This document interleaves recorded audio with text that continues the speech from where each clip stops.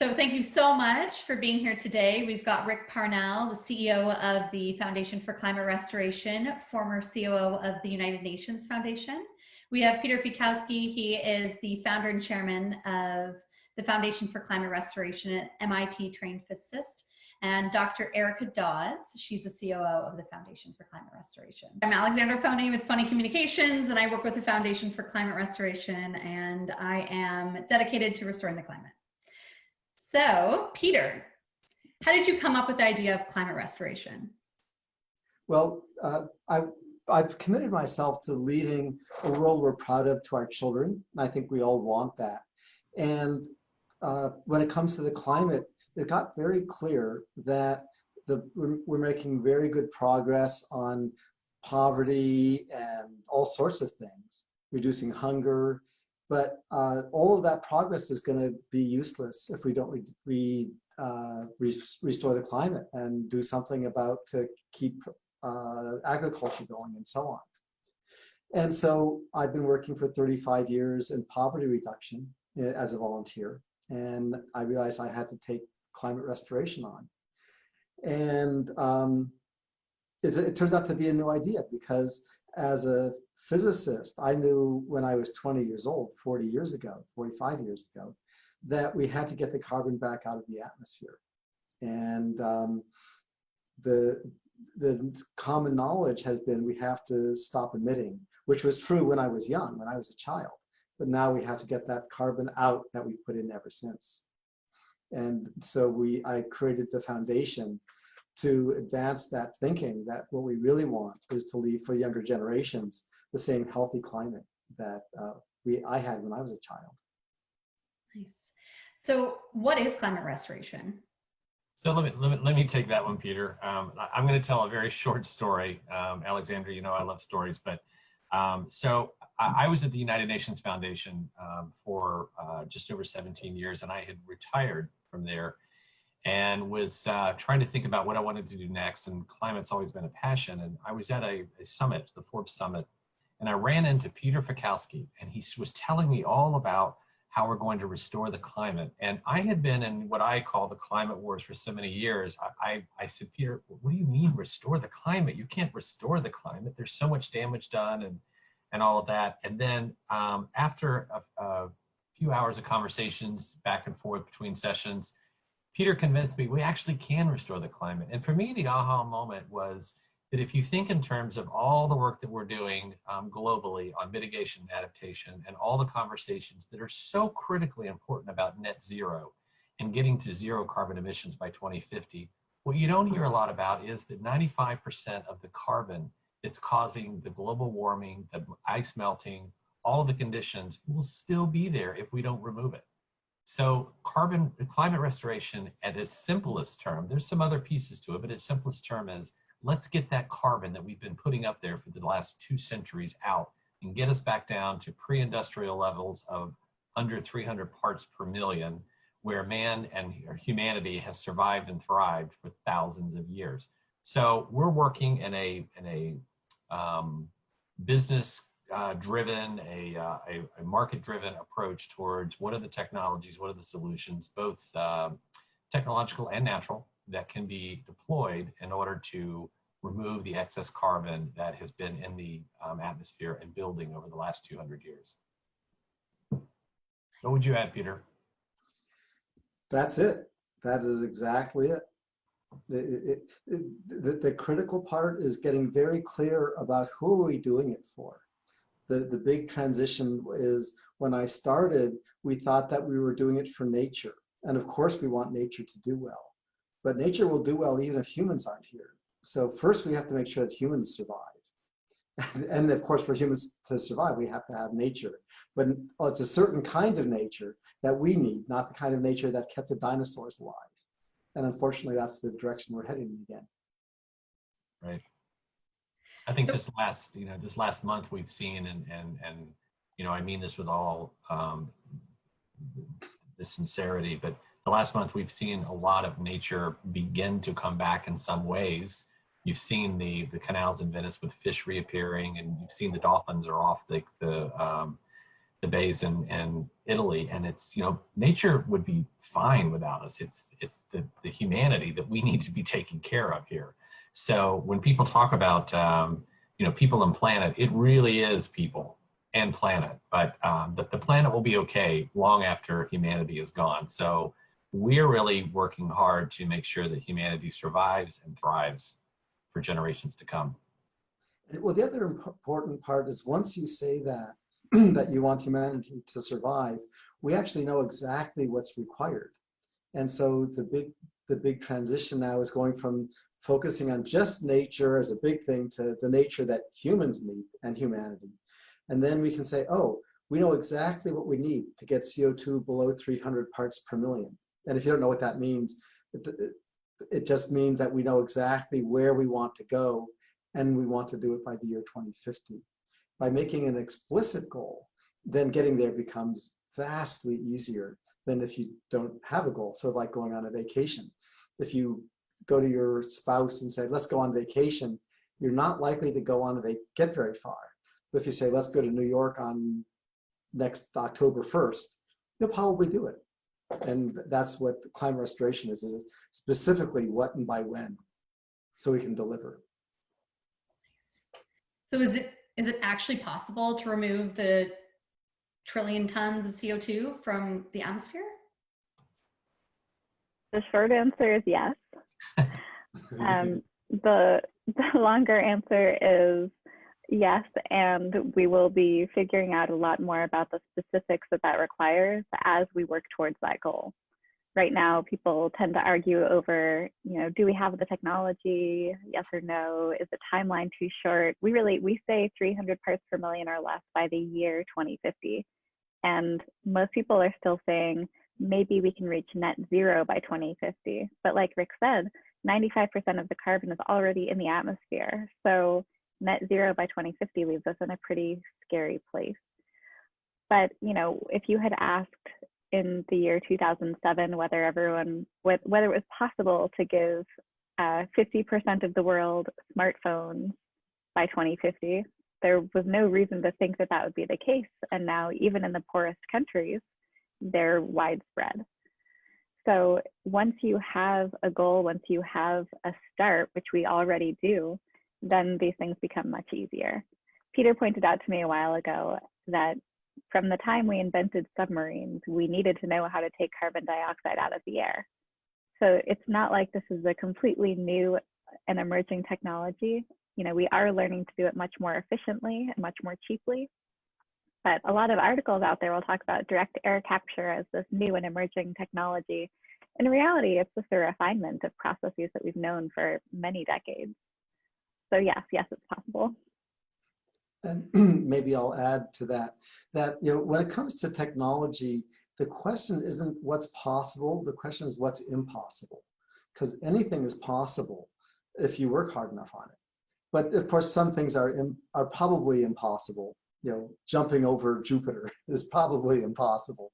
But so then the question is, you know, is there anything that's impossible about removing the 1 trillion tons of CO2 by the year 2050?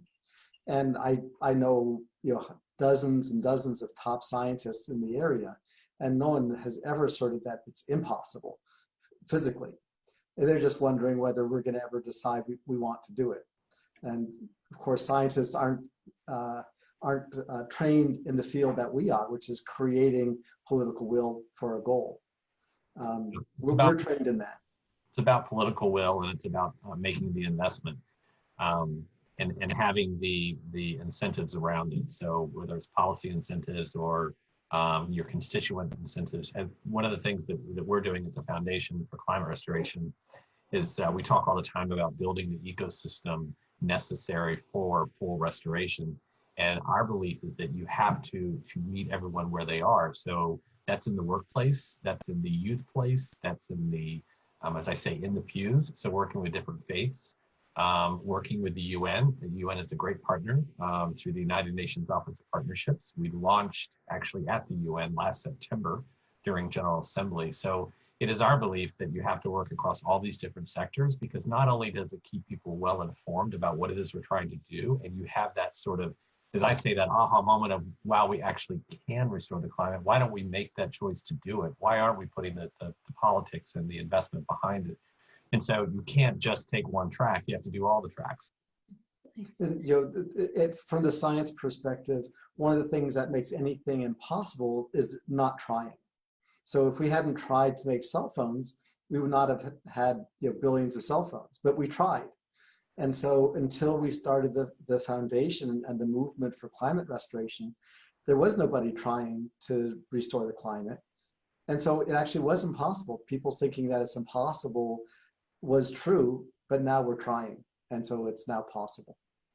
And for the people viewing this, we're preparing this for Earth Day 50. The whole purpose of Earth Day is to get people to try to actually work on the things that we all collectively want. You're in good company, Peter. I used to work for the great Senator Worth, a big climate leader for years, and he used to say, if you don't ask, you have 100% chance of not getting it or failing, or if you don't try, 100% chance of failing. So we will absolutely try, and I'm fully committed that we will succeed. And what is the Foundation for Climate Restoration? So the Foundation for Climate Restoration is a 501c3 private foundation in the United States that works for full restoration of the climate. We work across all different sectors. So we work with technology entrepreneurs. We work with local governments. We work with national governments. We work with organizations, membership organizations like Earth Day Network and others. We work with universities like Cambridge University and Thunderbird Business School in Arizona State. We work in the faith community across from the Vatican to all the different faiths to bring the political will and to help build the ecosystem around full restoration of the climate. For me, it's that wherever people are, which is why we talk a lot about the ecosystem development, wherever you are, whether you're in school, whether you're in a business, you're an employee, you're an employer, if you're in a church, in a synagogue, in a mosque, you're in your local government, you're in your voting booth, you should be doing as much as you can to call for all of your constituents of your life to join us in full restoration of the climate. So I want to learn more about these technologies. What technologies are out there to restore the climate? There's a fair number. Of course, Erica mentioned that there's the variations on the technologies that were developed 100 years ago for submarines, which chemically take the CO2 out of air. And the main issue is, rather than listing 40 different techniques, I'm going to talk about the ones that fit our criteria. So if we want to restore the climate, then the solution needs to be permanent. We need to keep the CO2 out of the air more or less permanently for at least 100 or 200 years. It has to be scalable. It has to get all the CO2 out that we need to get out. Getting out 1% of it is nice, but we want to focus on the techniques that can get all of the CO2 out. And so it has to be permanent, it has to be scalable, and it has to be financeable. If no one's going to pay for it to happen, it's a pipe dream. And there's nothing wrong with pipe dreams. It's a dream you have smoking a certain kind of pipe. But that's not how you get things done in the physical world. And so we're focusing on permanent, financeable, and scalable. And when you do that, it turns out it's very, very exciting. When I worked on our white paper, I realized that the methods that fit those, they're all biomimicry. They all mimic how nature has taken carbon dioxide out of the atmosphere various times over the last 2 billion years. And that's a good sign, because we know that when nature has done it for a long time, nature has adapted to whatever the changes are. And so we don't have to worry too much about it being safe, because nature has been doing it. So then specifically, 99%, the first thing is synthetic limestone. And that sounds surprising at first, but on our planet, 99% of all carbon is held in limestone in the crust. That's where it ended up. It used to be in the air, and then ocean critters turned it into shells and things like that, and it became limestone. we can do the same chemistry in a laboratory or in a big factory and sell that limestone for use for roads and buildings. It's very nice. The market is there. We use 7 tons of rock every year per man, woman, and child for all of our roads. It's unbelievable, but it's exactly the amount we need to get back to a proven safe climate by 2050. Another approach is restoring photosynthesis in the ocean. With nature, we all know that a lot of the carbon on our planet is stored in coal and oil. Well, of course, we're burning that coal and oil, putting it back into the air, and that's the whole problem with global warming. And so the way nature produced that coal and oil was with a photosynthesis in the ocean. And then the biocarbon, that is the plants would get eaten by animals, and all of them and their detritus would sink towards the bottom, and in certain circumstances turn into coal and oil. The planet's a little bit cruel to do that, but it can still accumulate on the bottom. And again, there's so much sunlight on the ocean and so much water that if you provide the nutrients, then you get all the photosynthesis you need, and you get the biocarbon falling to the bottom of the ocean. And the way that gets financed is it produces a lot of fish. Just like with land animals, if you give them food, they grow. If you give fish phytoplankton, algae, green food, then the fish grow. And then you can sell some of the fish and use some of that for paying for the nutrients. And the way to look at that is, on land, when we have farms and the water comes from the ocean. So the land needs the ocean for water. Well, the ocean needs the land for nutrients, for dust, basically.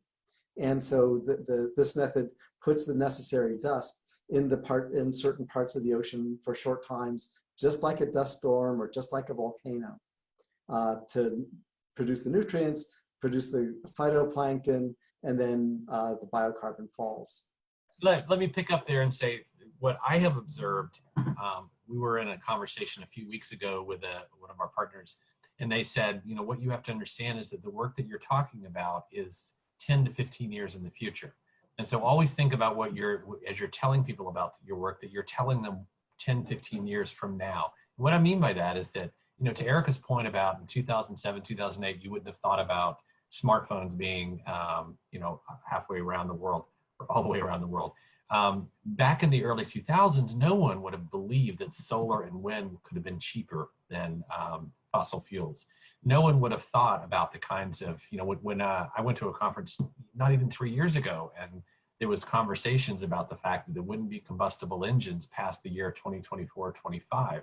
And now you have automobile manufacturers talking about that they will stop making combustible engines. So, 10 years ago, 15 years ago, that was unthinkable. So when you think about some of the stuff that we're talking about now, it's just beginning to come online. And that's, again, back to the ecosystem.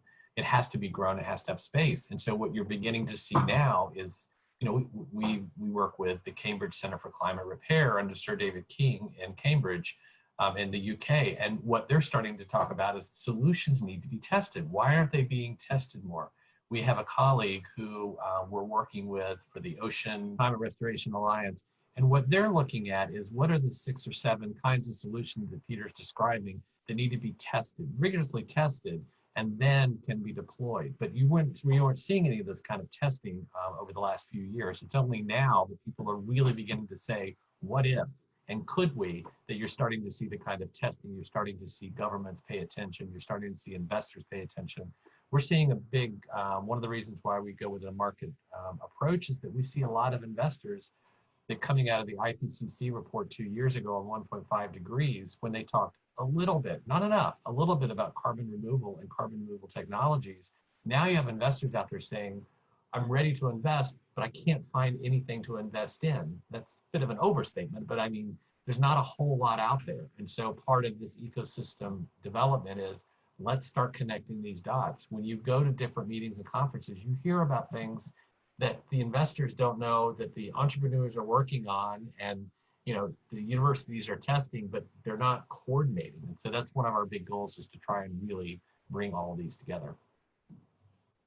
For the audience listening to this, it's very important for the investors to know that people like what they're doing. I invest in certain things and I like sharing about it with my family and friends. And they say, oh, that's so cool. You're investing in whatever that is. If I had money, I'd invest in Tesla because I love Tesla cars, for example. I want to have one. And so it's important, the action that listeners can take is really to share that you really want climate restoration and you want investors to invest in it, because they're not investing in it because none of their friends are telling them that it's important because they'd never heard of it. And along the same lines, we've found that, like Rick said, investors who want to invest in climate restoration don't really know what to do. Part of the reason for that is that even though there's increasing attention on carbon removal technologies, there's not a lot of distinction out there between different kinds of carbon removal technologies. So Peter was saying, we really look for things that meet our 3 criteria of permanence, scalability, and financeability. But if you look up any carbon removal technologies on the internet or you hear about them in conversation, almost no one can tell you how they rate on those criteria because no one else is talking about them yet. So one of the things that we've been spending a lot of time on is discussing how can we make it clear to the public, what the difference is, for example, between something like the Trillion Trees Initiative, which is a critical ecosystem restoration initiative that will absolutely capture carbon, and something like Peter was describing, where we produce synthetic limestone, which will permanently capture larger quantities of carbon. They're both very much needed and important endeavors, but most people don't yet understand the difference between them in terms of the climate restoration criteria. So we're hoping that by making that clearer to investors, we'll be able to shift the investment dollars into these climate restoration industries. Thank you. So Erica, you touched on synthetic limestone, but I'd love to hear a little bit more about it and the commercial market for it. As Peter mentioned, we use about 50 billion tons per year of rock, and it's about $1 trillion market. The thing I think is so interesting about this is before we started asking what it would take to restore the climate, we never would have known the size of this market and how much carbon it can hold. So going back to the question of, is this possible? The better question is always going to be, what would it take for this to happen? What would it take to restore the climate? So when we started talking to some of our partners who are working on climate restoration solutions and asking, what would it take for your solution to restore the climate?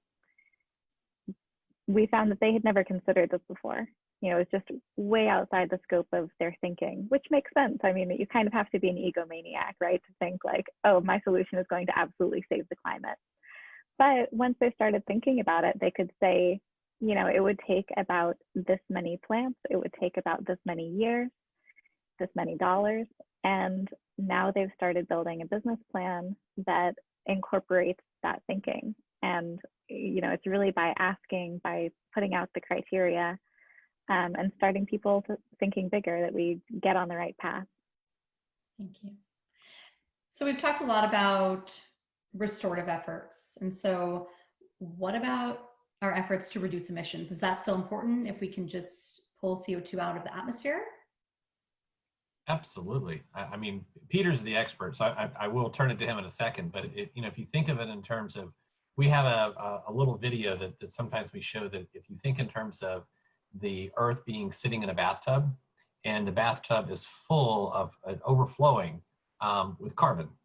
Well, even if we were to pull the plug and which is what we're working on, and get the carbon out of the bathtub, if you don't turn the faucet off, it's just going to keep filling up. So of course we need to have net zero. We need to end the use of fossil fuels and bring down to under 300 parts per million the CO2, but they have to do hand in glove. Kathleen Rogers, president of Earth Day Network, and she has a very big week next week, but president of Earth Day Network, she's the one who coined it with us, who said that climate restoration is the third leg of the stool. Mitigation, adaptation, critically important, but you got to do the third leg because you got to get the carbon out. So they have to fit together. Yeah, emission reduction. The good news is that it's happening. I'm not the only person who wants to have a Tesla for his or her next car, and more solar panels on my roof. That movement is happening, and we need to keep having it happen. We all want the survival of humanity, and so after our job is to have people focus on what's missing that's not already happening. So we want to keep the emissions reduction happening for many reasons. Health is one of the big reasons, and realize that that's only part of the problem, part of the solution. The main solution, as Erica said, is get the 1 trillion tons of carbon out of the atmosphere.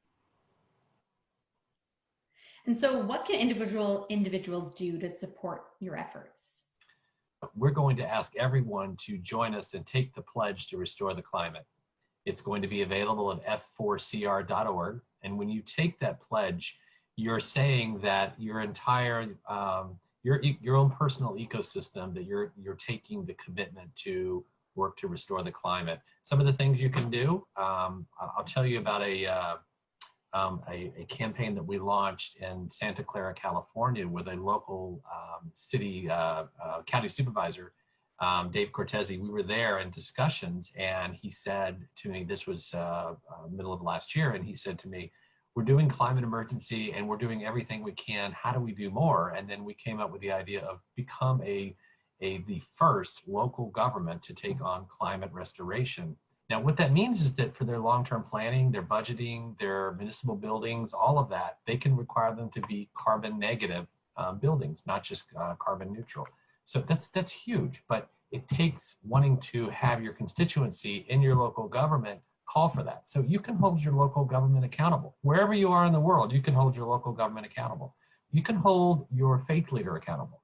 Soon you will be able to go to our website and you'll be able to download some toolkits for youth organizing in your local community and how you can work with fellow youths around climate restoration. And you can talk to your employer about different things. I mean, you see a lot of the different companies and organizations, they go through this process to have their headquarters and their buildings become LEED standard. You can do the same thing. You can ask your employer to take a look at what kind of things can we do to be looking at carbon negative building materials and other such things. Erica, what would you add? Yeah, we have a list of actions you can take on our website, f4cr.org. After the pledge, there is a list of actions that we will keep updating as we've come up with more things for people to do. So over time, our needs shift and the actions will shift accordingly. So yes, we have that petition for the local governments. Of course, like any good nonprofit, we are always looking for donations.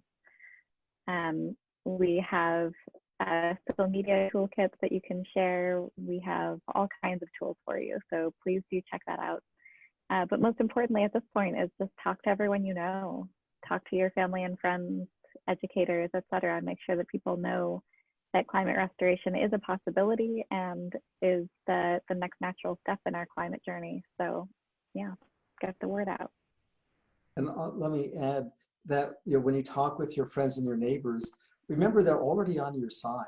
It took me a long time to figure this out, so I don't want you to go through the same painful process I had. I was trying to convince people that we really do want the survival of humanity. That was a terrible thing for me to do because people were insulted.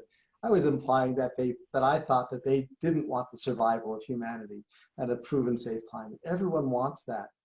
And the opportunity that you have as an individual is to take it from implied to explicit. Until 50 years ago, we never had to think about it because we knew that humanity would survive. When I was young, we knew we would survive.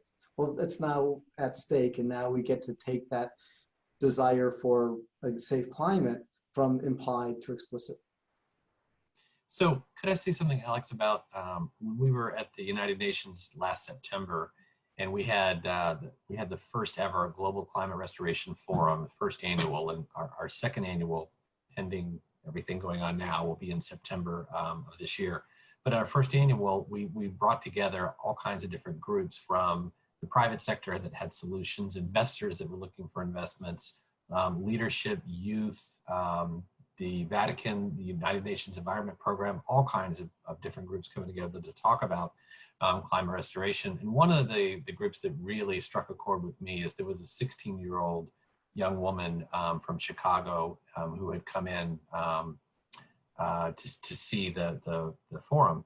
And the next day we were in a conversation and she said, you know, I came into this thinking as a 16-year-old, I did not have a future. And she said, I'm leaving here and going back home, realizing I have a future. It is possible to restore the climate. And for me, that's, you know, as Peter said at the beginning of the conversation, that's the whole reason we're doing this, is to be sure that future generations can survive and thrive. And, you know, when you hear, we had we kicked off our task force on climate restoration at Davos, Switzerland this past January. And we had a young woman stand up and speak. She's a 14-year-old gifted speaker. And she talked about how every decision that they make as a youth, your job, whether to have a family, everything you do is driven by the climate. And for me, an old guy like me, that just tears me apart to think that people coming up, their whole life ahead of them, and they have to think about these kinds of different things. Where can they live? Because will it be flooded? Will there be jobs? Will there be food? All those kinds of things. And it's our responsibility to make sure that we fix all of that before 2050. That this should be the generation that gets this done, and not leave it to the next generation. So who are other partners with the foundation? Is anyone else working on climate restoration or who's supportive of it? Well, Earth Day Network, they have been a great partner over the last almost a year, and you're going to hear more from them in the coming time. I won't say more than that. That's for them to talk about. But and of course, the United Nations Office of Partnership has been a great partner. We've been in discussions with a lot of new partners. We've been talking with member states at the UN about some of the work that we're doing in climate restoration. We're seeing investment groups. Boundless Impact is a wonderful investment group that is looking at solutions. X Prize has been a great partner. They spoke at the forum. They have an entire prize dedicated to carbon removal technologies. Thunderbird University at the Arizona State, Thunderbird Business School, they are an incredible partner. We started working together last fall, and they're actually our partner on, as I said, the Task Force for Climate Restoration that we launched at Davos back in January. You're going to hear more about that, especially if you take the pledge and sign up, so we can continue to send you information and let you know new things that develop, especially in your community.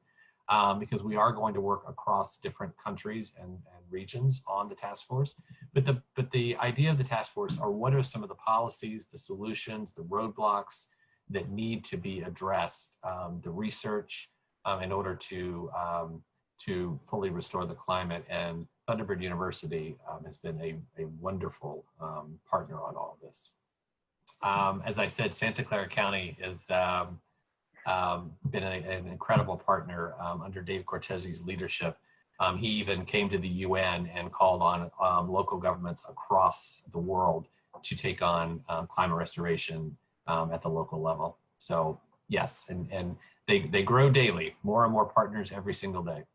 I guess I would turn around the other way and say that, as Peter said earlier, this is an issue that once people understand it, they absolutely, no one ever walks away and says, well, I don't want to restore the climate. Everybody wants to restore the climate. Everybody wants to do this. It's just that this is people having that, as I said, the aha moment of that it's possible, and really understanding that, again, we think that mitigation and adaptation are critical, but that won't finish the job. That it's our job to ensure that we get the full job done, all three parts of it. So what is the most exciting progress you've seen so far on climate restoration? Yeah, I'll start. I would say that the greatest progress, I'm going to leave the technical to Peter. The greatest progress is when you're seeing faith leaders, when you're seeing UN leaders, when you're seeing corporate leaders, when you're seeing investors, when you're seeing youth We have some youth, some teen advisors that are working with us. When you see 17-year-olds saying, yeah, this is the right path, we should restore the climate. To me, the most exciting is that people are starting to connect the dots and starting to come together around what's possible. So, for me, it's that once you make that leap to understand about full restoration of the climate, the rest of it is, that's the hardest part for people, is getting there. Again, not that they don't want to, but really understanding the solutions that are possible and how to grow them. And then there's the technology piece of it. I mean, I think the building materials and increasingly, and we've only talked about concrete, but there's a new technology that can do, I won't call them skyscrapers, but many multi-story buildings made out of wood. So that's a new technology. And so there's lots of different things that you're seeing. There's some methane removal technologies that through some feedstock for cows that's coming online that reduces methane by 80%. That's a new technology. That's not a full climate restoration, but it's new kinds of technologies that are coming online. What would you say, Peter? What's the most exciting you're seeing out there? Well, the most exciting is the interest from the United Nations and from the Vatican and the religious community, because really they're the high priests about what's important for humanity. So that's where you started. Then technologically, what really excited me was when we named the goal of getting CO2 below 300 by the year 2050, and then discovering that there were methods to do it. That was really exciting. And then a couple of years later, discovering that there are methods that can do it that we can afford, that we don't need any new act of Congress to implement. And so, of course, there are acts of Congress that will be wonderful. But even if that never happens, there are some of the methods, even if the economy collapses, we can still do it. And that's what's exciting, is that technically there's nothing stopping us. And our human infrastructure is such, like with regards to fish, that we're always going to be buying fish as long as there are humans. And that's enough to pay for accelerating nature's way of getting carbon out at the fastest rate.